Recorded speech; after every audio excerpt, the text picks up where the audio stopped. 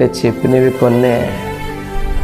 ఇంకా ఈ సేవలో పోరాటాలు ఇంకా ఎన్నో ఉన్నాయి, చెప్పుకోలేనివి ఎన్నో ఉన్నాయి. నిజమే, దైవజనులు అన్నీ బయటకు చెప్పుకోరు, అన్నీ చెప్పుకోలేరు. బయటకు చెప్పుకోలేనివి ఎన్నో ఉంటాయి. సంఘం పాడైపోద్దనో, సేవ పాడైపోద్దనో, లేదా విశ్వాసులు బలహీనమైపోతారనో ఎన్నో విషయాలు దైవజనులు చెప్పుకోరు. మీకేం తెలుసండి బాధ?